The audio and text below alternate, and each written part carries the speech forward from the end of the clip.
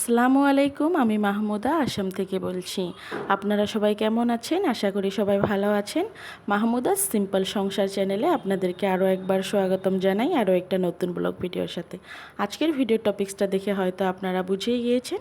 আজকের ভিডিওর টপিক্সটা হয়েছে প্রিয় বাসাটাতে আজ আমার শেষ দিন, সেই সাথে নতুন বাসাটাতেও আজ আমার প্রথম দিন। তো সবার আগে আমি ক্ষমা চেয়ে নিচ্ছি যে আমি এতদিন ভিডিও দিতে পারিনি। আমার প্রচণ্ড শরীর খারাপ ছিল, সেই জন্য আমি ভিডিও রেগুলারিটি মেনটেন করতে পারিনি। চেষ্টা করব এখন থেকে রেগুলারভাবে ভিডিও দিতে, এক দুই দিন পর পরই। রেগুলার তো ডেইলি দেওয়াটা আমার পক্ষে সম্ভব না, এক দুই দিন পর পরে আমি ভিডিও দিয়ে থাকব। সেই সাথে যদি কিছুদিন একই রাহে মিস হয় ভিডিও দেওয়া, তবে যদি শরীর খারাপ থাকে বা কিংবা প্রবলেম হয় সেটা আপনারা হয়তো বুঝবেন আশা করি। তো আজকের এই ভিডিওটা আমার একদিনের ভিডিও না, মোট 3 দিনের ভিডিও করা। তো আপনারা দেখতে পাচ্ছেন আমি কিভাবে আমার ঘরগুলো গুছিয়ে নিয়েছি। আসলে ঘরগুলো গুছিয়ে নেওয়া, কিভাবে গুছিয়ে নিলাম সেগুলো কিছুই আমি ভিডিও আকারে রাখতে পারিনি।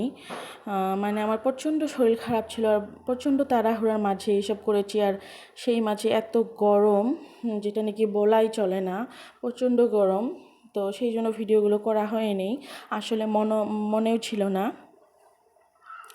তো আপনারা দেখছেন আমি কিভাবে আমার রুম দুটো গুছিয়ে নিয়েছি, সেই সাথে কিচেনটাও গুছিয়ে নিয়েছি। আপনাদের যদি আমার নতুন বাসাটার ব্লগ ভিডিও, মানে নতুন বাসাটার হোম ট্যুর বা কিচেন ট্যুর লাগে, আপনারা আমাকে বলবেন, সেটা আমি করে দেওয়ার চেষ্টা করব।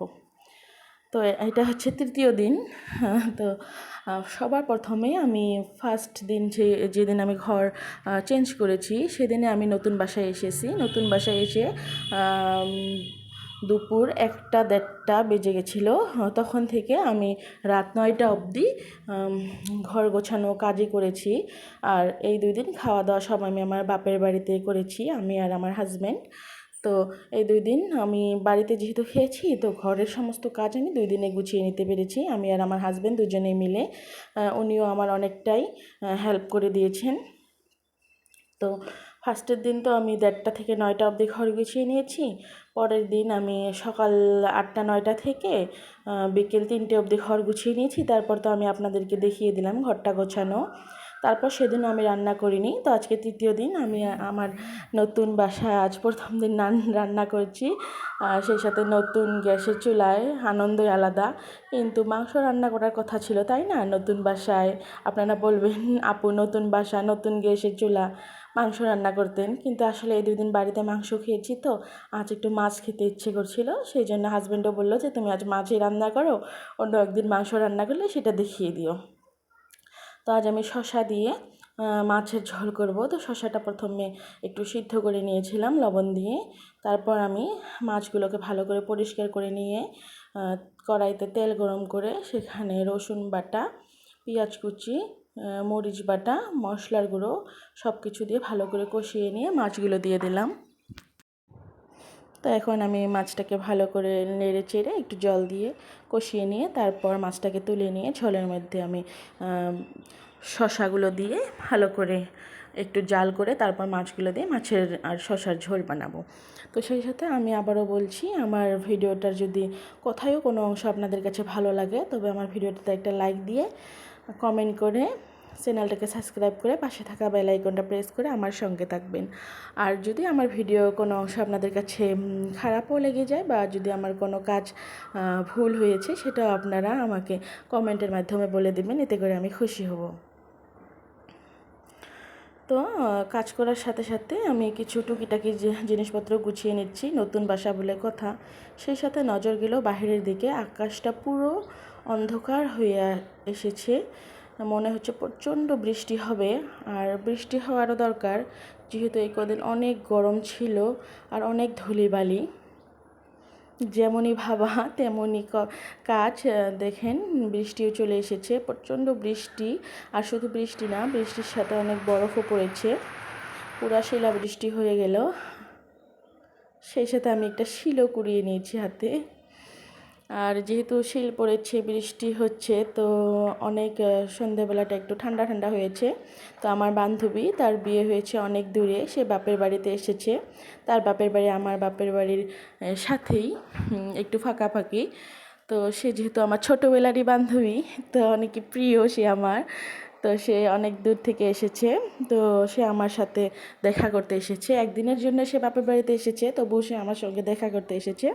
তো সে বলল, চল একটু বিশালে ঘুরে আসি, নতুন একটা শপিং মল খুলেছে আমার এই জায়গায় বিশাল, তো সেটাতে ঘুরে আসি। তো কিছু কিনিনি, তবুও গিয়েছি তার সাথে একটু শপিং মলটা ঘুরতে।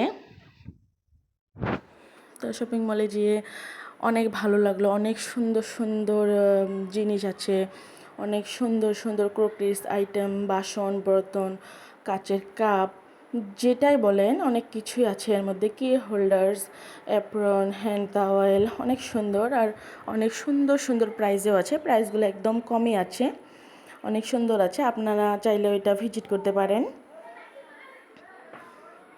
আর পর্দার কাপড় এবং পর্দা বেঁধে রাখা যেগুলো ঝুল, অনেক সুন্দর সুন্দর গ্রোসারি আইটেম। মোট 3টা ফ্লোর, গ্রাউন্ড ফ্লোরে আছে মেয়েদের কাপড়, আর সাথে বাচ্চারেও কিছু কাপড় আছে। আর ফার্স্ট ফ্লোরে আছে শুধু বাচ্চার কাপড় আর ছেলে মানুষের কাপড়।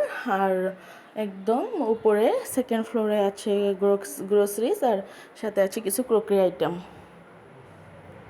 অনেক সুন্দর, আমার কাছে খুব ভালো লেগেছে। বিশেষ করে ছোটো বাচ্চার কাপড়গুলো আমার খুব ভালো লেগেছে। আর আমি ছোটো বাচ্চার কাপড়ের দিকে অনেক আকৃষ্ট। আমার বাচ্চা নেই, তো তথাপিও আমি ছোটো বাচ্চার কাপড় খুব ভালোবাসি, কিনতেও ভালোবাসি, আর আমি কিনিও। কারণ আমার বাচ্চা না থাকলে কী হবে, আমার একজন জানের চেয়েও প্রিয় আমার ভাগ্নি আছে, আমি তাকে ভীষণ ভালোবাসি। কোনো একদিন তার সাথেও আপনাদেরকে দেখা করিয়ে দেব। তো তারই জন্য দেখছিলাম যে কি সুন্দর সুন্দর কাপড়, তাকে পরালে ভীষণ ভালো লাগবে। সেদিন কিনিনি যেহেতু, তথাপিও দেখছি আর কি, নতুন নতুন এসেছি তো। তো আজকের ভিডিওটা এখানেই রাখি, আশা করি ভিডিওটা আপনাদের কাছে ভালো লাগবে। ধন্যবাদ।